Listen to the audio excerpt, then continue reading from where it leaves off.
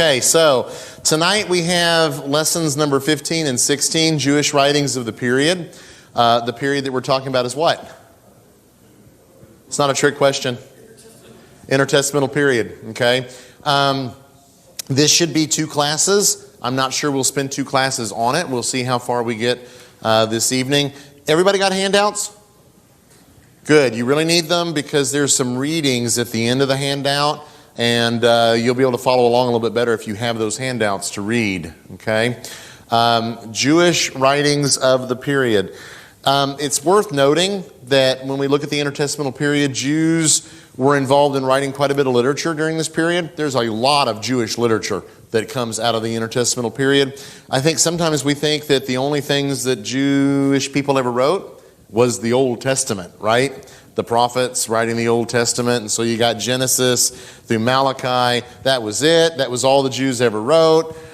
That would be completely and totally wrong, okay? Those are the inspired writings. That's what forms God's word to the nation.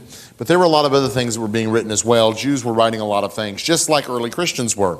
So again, we think about the New Testament. If we're thinking that the New Testament is everything that was ever written by Christians, again, we would be mistaken. The New Testament is what is inspired writings of Christians. But Christians otherwise outside of the New Testament were very prolific writers, not inspired writers, but writers nonetheless, okay? So when we look at Jewish literature in the intertestamental period outside of the Old Testament, we're looking at non-inspired writings. And what do I mean by that when I say non-inspired? Not from God, not God-breathed, okay? Not God's revelation. So they are valuable to some extent. They're valuable for understanding some things about the period. They're perhaps valuable for understanding what Jews are thinking during the period, but they're not valuable from the standpoint of understanding what it was God wanted people to do, because they don't come from God, okay? We've looked at some of these already in the class. We've looked at First Maccabees. We've looked at Second Maccabees. My head is on a swivel tonight. I tell you what, there's only a couple of y'all here in the center. Everybody's out on the far wings. If my head was getting me my steps today, I would have no problem at all. Just almost feel like saying, everybody scrunch in, get here in the middle. But I'm not going to do that. So you sit where you want to. It's just my head's going to go back and forth all evening long. All right? So there are various types of Jewish literature from the intertestamental period. There are some that are religious in nature. So we have some wisdom literature. We also have some additions to canonical books. Now, when I say canonical, what do I mean? Inspired, okay? Basically, it's a synonym for inspired. It's not really a synonym for inspired, but for my purposes, it's a synonym for inspired. Canonical means what we have in the Old Testament, okay? Inspired books. So we have some wisdom literature that stands on its own, and then we have some things that were actually written as additions to books that we otherwise know from the Old Testament. None of that inspired, okay? But it's out there nonetheless. So we have religious literature. We have historical literature as well. First and Second Maccabees are that kind of literature that we've talked about in the class because they cover a lot of the history of this period. As a matter of fact, they are almost the only works that cover the history of this period. So there are things we know about the history of the intertestamental period, specifically with the Jews, that we would not know otherwise if we didn't have books like First and Second Maccabees. So there's value to them, and it's really high value. When I was in college, I wrote a class paper on the Maccabean Revolt. My primary source was First and Second Maccabees. They were my only primary sources because there really isn't anything else. And the professor didn't have any issue with that whatsoever. So you have historical literature. You also have novels, okay? So think about if you went down to Barnes & Noble. Remember back when books were sold in real stores that had doors that you walked into? Go down to Barnes & Noble or even to Mardell. If I say Mardell, you know what I'm talking about, right? Bookstore over here on 35 near Hobby Lobby. If I say Hobby Lobby, everybody knows where that is, right? They sell a lot of different books, some about the Bibles. They have a lot of quote-unquote religious type novels there, or novels that are written from a believing background or a Christian background, okay? And you can pick one of those up and immediately know that it is not like the novels that you might find if you walked to Barnes & Noble, okay, or you went to Barnes & Noble and looked at what was there. So novels were written also during the intertestamental period. All right, so if there aren't any questions, let's move on to the next slide. So it is worth noting that some Bibles today contain some of these works to varying degrees. So some of the things we're going to talk about tonight actually show up in some Bibles. Probably not the Bible you're carrying. As a matter of fact, I would almost certainly guess not the Bible you're carrying.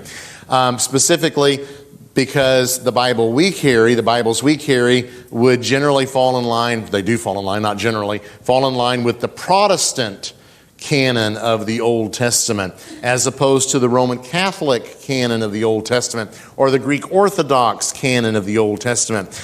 Because of that, we're not going to have these books. But if you went to Mardell and you told the person there that you wanted a Catholic Bible, the Bible that you would be handed would probably have some of these additions that we're going to talk about, these things that are added to it tonight in the class and then again on Sunday. So if you pick up the wrong Bible, let's say it that way, you did not intend to get a Catholic Bible, and you're flipping through and finding there extra chapters here and there, that's probably going to be the first clue in that you got a Catholic edition of the Bible. It's not just Catholic. We're going to have some charts in just a moment, but that's the one we're going to encounter most of the time here in America. These books, this literature, was never considered canonical by the Jews. Again, what's the synonym for canonical? Inspired, okay? So they were never considered inspired by the Jews, although they were found among the writings of the Septuagint. The Septuagint being, and we're going to have a class about this, being the Old Testament translation into Greek, okay? So when the Old Testament is translated from Hebrew and Aramaic into Greek, it forms the Septuagint. Some copies of the Septuagint contain some of these intertestamental pieces of Jewish literature that were also composed in what language? Greek, okay? That's how they kind of got lumped into that. So the Jews themselves never considered these books canonical, not in the intertestamental period. They didn't consider them canonical in the time of Jesus either, all right? But they were found among the writings of the Septuagint. Generally speaking, that was the avenue through which they began to be included among the sacred writings by some churches after the time of Jesus, because they were in the Septuagint. And if you are a Greek-speaking Christian, are you looking at a Hebrew Old Testament? You're not. You're looking at a Greek Old Testament. You're looking at the Septuagint. Oh, there's some other things there. And so they just kind of find their way in that way. It is also worth noting that Jesus never quotes from these intertestamental Jewish writings, and they are never quoted by the New Testament writers. Okay? So you will never see Paul or Peter or John quoting from the book of Sirach. Okay? We're going to talk about Sirach in just a minute. They just don't. Okay? When they quote, they're quoting from parts of the Old Testament that are in our Old Testament, okay, that were considered inspired by the Jews. Jesus isn't quoting from these books, okay? That by itself is not necessarily definitive because Jesus doesn't quote from every single Old Testament book, but put that with other evidence that we have, it's pretty strong evidence that indeed Jesus was right in line with Jewish thinking that these were not inspired by God. All right, so some charts to share with y'all. Pull it up there. I've got it on mine already. So the Apocrypha, when we talk about the Apocrypha, we're talking basically about these writings, okay, that sometimes are found in other Bibles. And so let's just compare them.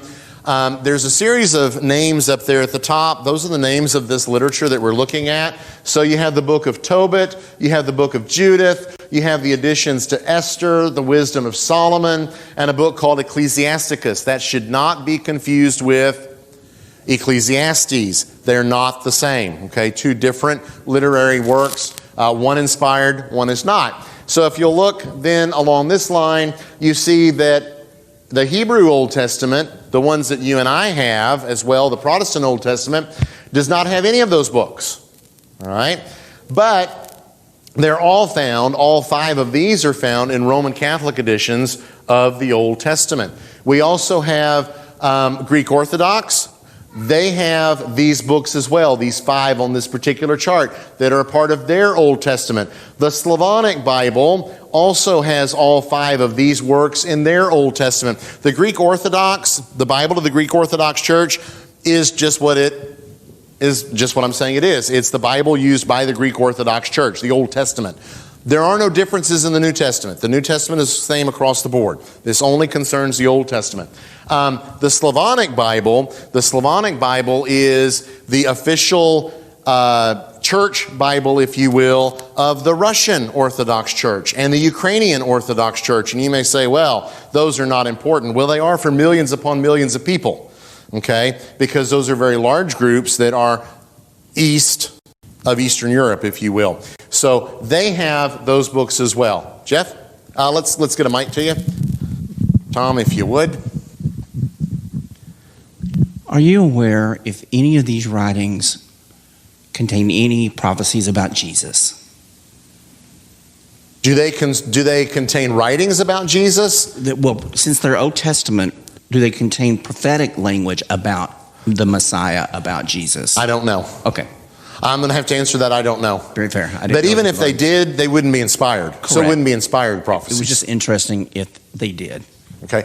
There's probably some looking forward to a Messiah, but that's my caveat. I'm saying probably, okay, because I'm not 100% sure. I haven't read them or studied them in depth enough to know the answer to that question.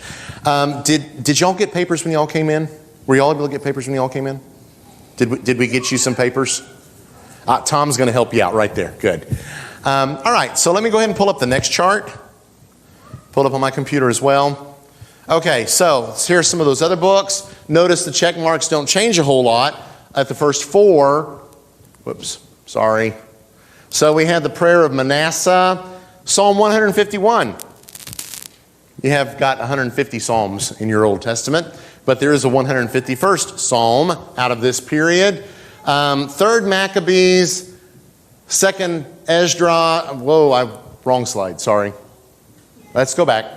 All right, so Baruch and the letter of Jeremiah, additions to Daniel, 1st Maccabees, 2nd Maccabees, 1st Esdras. None of those are in the Hebrew Old Testament. None of those are in the Protestant Old Testament. All of them are in the Roman Catholic Bible except 1st Esdras. All of them, including 1st Esdras, are in the Greek Orthodox and also all in the Slavonic Bible. Okay? So now we're beginning to see as we go into some of these other works that there's some variation as to where they appear. 4th chart, now I'll get that right one up there. So the prayer of Manasseh, our 151st Psalm, well, the one that comes out of the period at any rate. 3rd Maccabees, 2nd Esdras, 4th Maccabees. None of those, again, are in the Hebrew Old Testament. None of those are in the Protestant Old Testament. None of them, by the way, are in the Roman Catholic Old Testament. So if you've got a copy of a Roman Catholic Bible, you're not going to have those 5 books. 3 of them, however, appear in a Greek Orthodox Bible. 4 of them appear in a Slavonic Bible. So as we start to get into these books, there starts to be a pretty good amount of variation as to what's in the Old Testament in that edition, in that church, and what's not. But what I do want to point out is that on every single one of those slides, every single one, they're not in the Jewish Old Testament. Okay? The Jews did not, never did, not in the intertestamental period, not in the time of Jesus, not even after the time of Jesus, did they consider any of these works to be inspired by God. Okay? All right, so we got a question over here, Tom, if you would, to Rusty. Just wondering if all of those are in the Septuagint. Yeah, speak up a little bit louder, Rusty. Are all of those in the Septuagint or not? Or some of them? No, you had mentioned that some of them are in the Septuagint. All of the ones that are in the Roman Catholic Bible most definitely are. Okay? The others may or may not be. I would not want to be quoted on that, okay, whether they're in the Septuagint or not. My suspicion would be not, because otherwise they would have found their way probably into the Roman Catholic Bible. Okay? But again, don't quote me on that because I could easily be wrong. Okay, Aaron's got a question.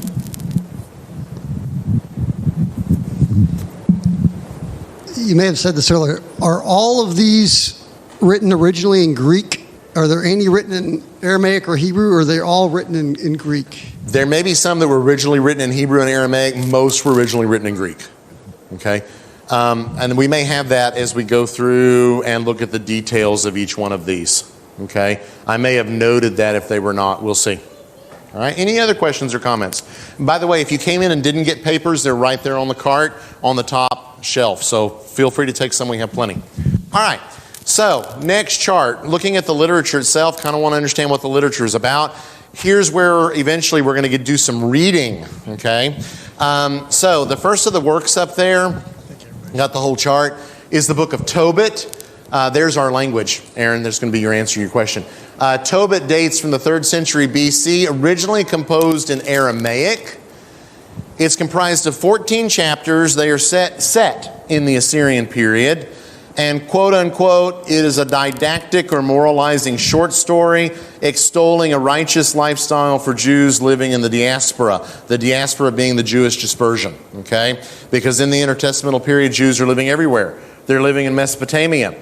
They're living in Palestine, okay? They're living in Asia Minor. They're living in Egypt. That's the diaspora, okay? And so the ISBE, the International Standard Bible Encyclopedia, has that quote about the book of Tobit. Again, 3rd century BC, written in Aramaic. Our second work up there is the book of Judith.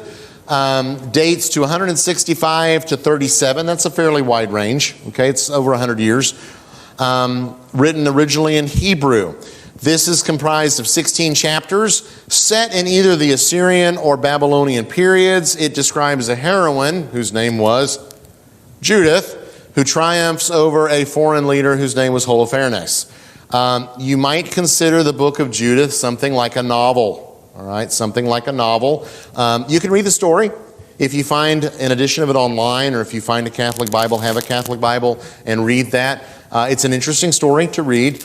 Again, if you're understanding that it is not inspired by God. I actually have in my office, and I meant to get it, forgot to get it, so I can't get it now. I actually have a Bible page framed in Czech from the 1500s that is a page from the book of Judith, okay? Because Czech Bibles in the 1500s followed the Roman Catholic additions to the Old Testament, and so they had these books as well. And I bought it because it was in Czech, and it just happened to be a page from the book of Judith, okay? So that's a story that would be familiar to a lot of people. Again, not inspired. All right, so then we have our next big one there, the additions to Esther. They date from the late 2nd to the early 1st century BC. They are variously composed in Hebrew, Aramaic, and Greek. Okay, so there are several editions. It's 107 verses in total from 6 sections appearing in various points in the Greek text. By the time they get into the Septuagint, they're all going to be in Greek, okay, even if they were originally composed in Hebrew or Aramaic, because the Septuagint is in what language? It's in Greek, okay, and that's the whole point of the Septuagint, is that it would be the Old Testament in Greek for non-Hebrew speaking Jews. Because as the Jews are dispersed, they find themselves outside of their ancestral homeland. They're not learning Hebrew and Aramaic anymore.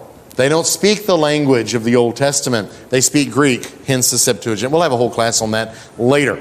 The Oxford Annotated Apocrypha, which is if you just want these books by themselves, you can buy that, says that these particular editions de-emphasize the establishment of Purim. Purim is the Feast of Lots, okay, Feast of Lots.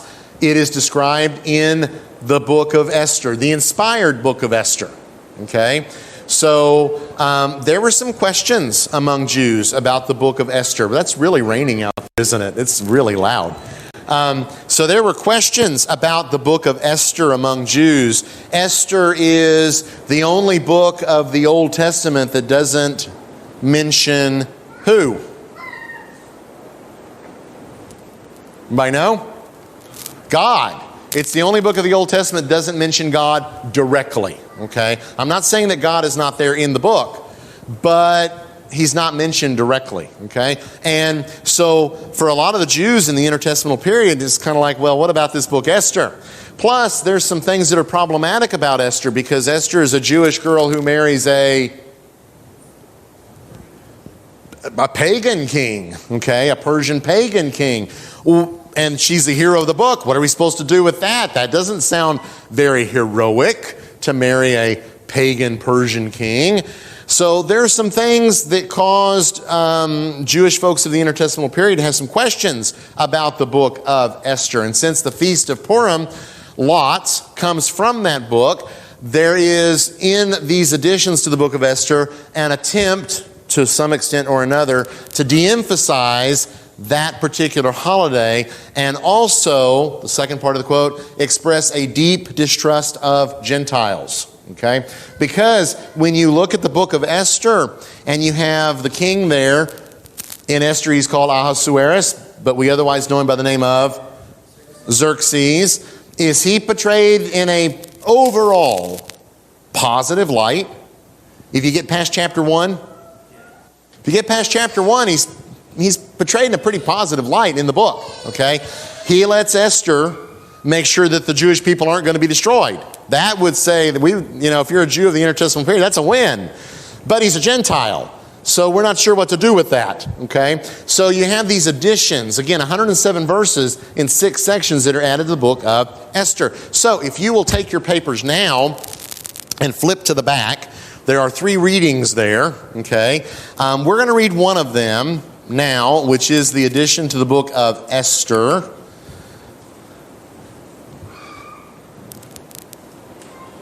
Specifically, chapter 14, okay? So you should have that. Just follow along in your papers. This is not anything you're going to be familiar with, so you really need to follow along in yours. All right, so Esther 14. Again, if you're looking in your Bible for Esther 14, are you going to find it? No, you're not going to find it, okay? But we have it, I have it on your papers, and I have it on my computer. All right, so here's what the text says. And Esther the queen, seized with deathly anxiety, fled to the Lord. Aha! See what we have? Now we have the name of God in the book of Esther. Okay? So that's what's going on with this particular chapter. She took off her splendid apparel and put on the garments of distress and mourning. And instead of costly perfumes, she covered her head with ashes and dung, and she utterly humbled her body. And every part that she loved to adorn, she covered with her tangled hair. Okay? So you think about how Esther is portrayed earlier in the book. What did Esther look like in the book that we have in our Old Testament? Beautiful, okay, well taken care of. That's what the Persian king would expect, right? Now you've got her portrayed, she's in mourning, but there's a great deal of emphasis on what she's done to her physical appearance, okay, in doing that. And she prayed to the Lord, verse 3, she prayed to the Lord God of Israel. There we go, we get God again in the text. And said, Lord, thou only art our king. Help me, who am alone and have no helper but thee. For my danger is in my hand. Ever since I was born, I have heard in the tribe of my family that thou, O Lord, didst take Israel out of all the nations and our fathers from among all their ancestors for an everlasting inheritance. And thou didst do for them all that thou didst promise. And now we have sinned before thee, and thou hast given us into the hands of our enemies, because we glorified their gods. Thou art righteous, O Lord. And now they are not satisfied that we are in bitter slavery, but they have covenanted with their idols to abolish what thy mouth has ordained and to destroy thy inheritance, to stop the mouths of those who praise thee and to quench thy altar in the glory of thy house, to open the mouths of the nations for the praise of vain idols and to magnify forever a mortal king. All right, so without reading any farther, we see that the quote from the Oxford Annotated Apocrypha describes that text to a T, doesn't it? We have God's name mentioned over and over. That's not in the quote. I gave you that. And we also see that the Gentiles, what are they worshiping? Vain idols. Okay, and we got caught up in all of that. So it's a de-emphasis on the Gentiles. All right? And that's pretty typical for these additions to the book of Esther. Let's see, I'm going to skim down just for the sake of time. Okay, no, I'm not going to skim down. Let's just read the whole thing. O Lord, do not surrender thy scepter, this is verse 11, to what has no being, and do not let them mock at our downfall, but turn their plan against themselves and make an example of the man who began this against us. All right, so in the book of Esther, Esther says, before she goes into the king, she gets the Jews, her message to Mordecai is you get the Jews to pray about this, right? But what Esther does, other than fasting, is not specifically stated. Here in the text we get what? Her prayer, okay, supposedly. What she's praying to God, and not only about the king, but also verse 11 is a reference to who? The end of verse 11. Haman. Okay, who was trying to destroy the Jews, okay? So verse 13, put eloquent speech in my mouth before the lion, and turn his heart to hate the man who is fighting against us, so that there may be an end of him and those who agree with me. Who's the lion there? It's Xerxes, okay? So not very favorable, okay? So it's in contrast to what we have in the inspired book of Esther. But save us by thy hand. Verse 14, but save us by thy hand and help me, who am alone and have no helper but thee, O Lord. Thou hast knowledge of all things, and thou knowest that I hate the splendor of the wicked, and abhor the bed of the uncircumcised, and of any alien. Whoa! Did you catch that? Completely different than what we read in the inspired version of Esther, right? In the inspired version of Esther, you don't have anything like that. She becomes the queen because Xerxes loves her, all right? She becomes the queen with everything that implies. Sexual relations with her husband. And then you get to this verse in the addition, and what does she say? Well, I don't have a choice. I hate the bed of the uncircumcised.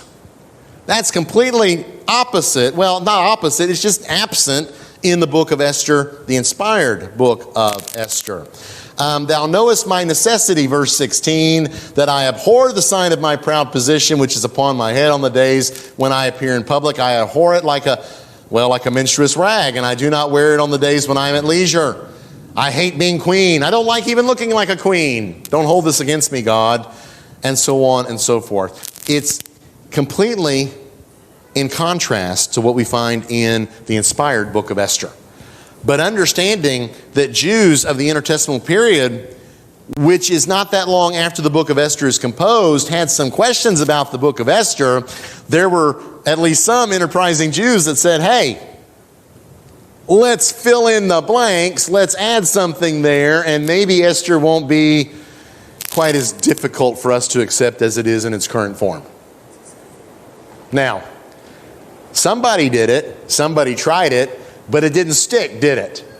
Because the Jews looked at these additions and they said, those are not inspired. And so they're rejected from the Jewish Old Testament. They're rejected from the book of Esther. Protestants during the Protestant Reformation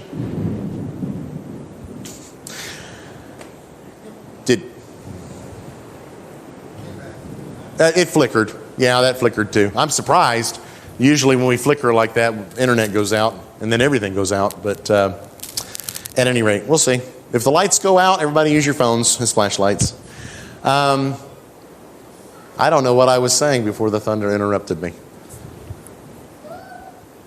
Jews disdain for this version. Yes, when the Protestants came along, and that's a different topic for a different class, when the Protestants came along, they would eventually reject all of these books that had crept into the Roman Catholic Bible. Okay? And so we don't have them in our Bibles today, primarily for that reason. But the reasoning of the Protestants were, these were never accepted by the Jews. They were never inspired, so they shouldn't be in the Bible. So what the Protestants were doing were just returning the Old Testament back to what it had been before these additions were made. Does that make sense? Okay, let's bring the mic to Aaron. So these were written after the Septuagint was already completed. So they couldn't have been part of the Septuagint because the Septuagint was complete, correct? Here's the problem. I know exactly what you're saying. We look at the Septuagint and we say, bam, it was completed. It was not completed. The Septuagint was an ongoing work, an ongoing process during the intertestamental period. In fact, just like there can be differences in manuscripts of Hebrew books, there are differences in manuscripts in Septuagint books as well, in copies of the Septuagint. So we look at the Septuagint, we say, well, it was completed in X year. And when we talk about it in class, we'll probably use that date. But the reality is much more complex, and that is that the Septuagint was being translated over decades, and then it would go through revisions. And so as it's going through that process, these books are making their way into the Septuagint. And they're there then when the Latin Vulgate comes along and is translated. I mean, what do you do with the Hebrew Old Testament?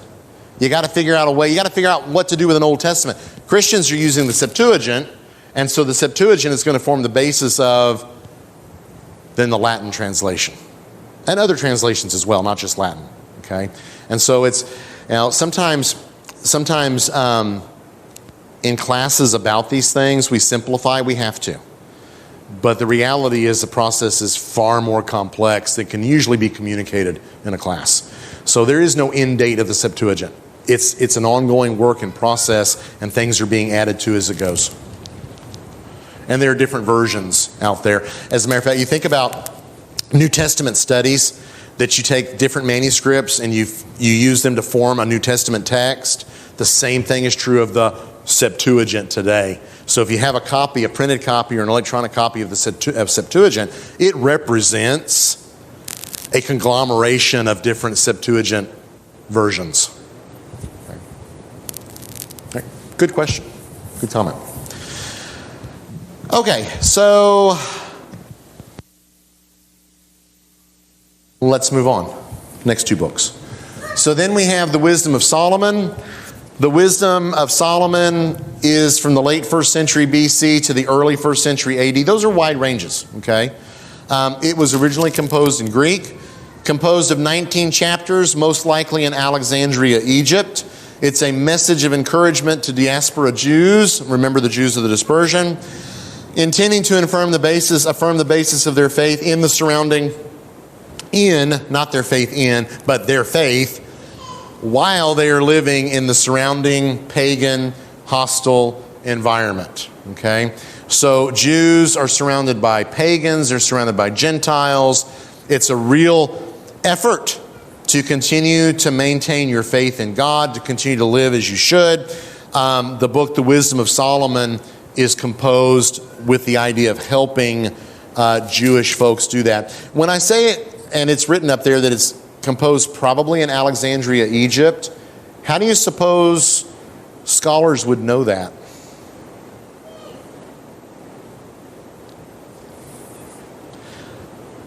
One way is through the style of Greek, okay? And other things that might be included in that would give them clues, all right? So it's kind of like the Septuagint. I'll give you a little freebie in advance. The Septuagint is translated in Alexandria originally. And when in the book of Genesis, the text talks about the embalmers embalming the body of Joseph, the Septuagint uses a particular Greek word there that was used exclusively of Egyptian embalmers. If the Septuagint had been translated in mainland Greece, chances are they would never have used that word because it wouldn't have been a word they were familiar with in their own language. But in Egypt, they use a word that would be very familiar to people living in Egypt because those guys were still in operation in the intertestamental period. Bodies were still being embalmed. So you get things like that allow scholars to see and kind of make a determination where things are coming from. Sometimes it's conjecture. Sometimes it's conjecture based on really, really good foundations. Our next book is the book of Ecclesiasticus, which is, again, not Ecclesiastes of the Old Testament, otherwise known as the Wisdom of Jesus, the son of Sirach. Okay, so just make note here, the name Jesus is a very common name in the intertestamental period and in the New Testament period, just like it's still a common name in some cultures today. Okay? So Jesus is simply the Greek equivalent of a very proper Jewish Old Testament name, that name being what? Joshua. Okay? And so there are a lot of Jesuses around in the intertestamental period and in the first century. And then there's the Jesus that we're, of course, always talking about because he's the Jesus who is the Son of God. But there would have been other people that had that name. Here we have, in this particular case, the book is ascribed to a fella whose name was Jesus, or Joshua, if you will, the son of Sirach. It's composed before 180 BC and in Hebrew, apparently. Okay? It has 51 chapters. It's composed in Jerusalem. It was very highly respected in rabbinic literature and is actually quoted in the Talmud. Even though it's not canonical, there was a lot of respect for this book. It stresses some themes that are typical of wisdom literature. So go ahead and take your papers and find in the back matter there the book of Sirach. And what you have is simply the prologue, which is basically chapter 1. Okay? So let's read that together. Whereas many great teachings have been given to us through the law and the prophets and the others that followed them, on account of which we should praise Israel for instruction and wisdom. And since it is necessary not only that the readers themselves should acquire understanding, but also that those who love learning should be able to help the outsiders by both speaking and writing. My grandfather Jesus, after devoting himself especially to the reading of the law and the prophets and the other books of our fathers, and after acquiring considerable proficiency in them, was himself also led to write something pertaining to instruction and wisdom, in order that, by becoming conversant with this also, those who love learning should make even greater progress in living according to the law. You are urged, therefore, to read with good will and attention, and to be indulgent in cases where, despite our diligent labor in translating, we may seem to have rendered some phrases imperfectly. For what was originally expressed in Hebrew, the book itself says that, does not have exactly the same sense when translated into another language. Not only this work, but even the law itself, the prophecies, and the rest of the books differ not a little as originally expressed. When I came to Egypt in the 38th year of the reign of Euergetes and stayed for some time, I found opportunity for no little instruction. It seemed highly necessary that I should myself devote some pains and labor to the translation of the following book, using in that period of time great watchfulness and skill in order to complete and publish the book for those living abroad, who wish to gain learning, being prepared in character to live according to the law. And then following that comes chapter 1 proper. So when you look at the prologue, he says in the prologue, in spite of the name, he says it was his grandfather, Jesus, that composed this. He composed it in Hebrew. What is he doing? He's translating into Greek. Why?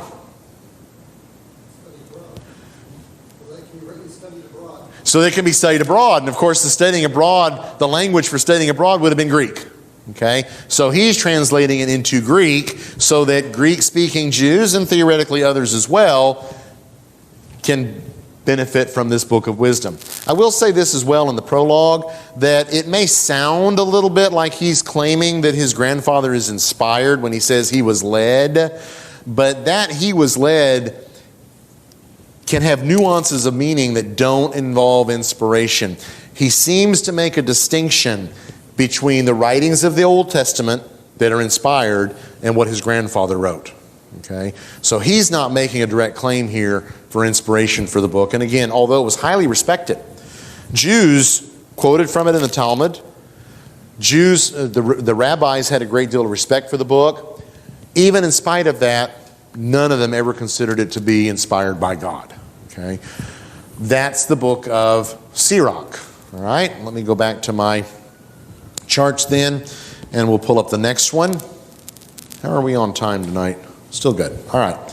So our next book is the book of Baruch and the letter of Jeremiah. Okay? These date to between the period 200 BC to 100 AD. That's a 300-year range. Okay? That's a big range of time. Originally composed in Hebrew and in Greek.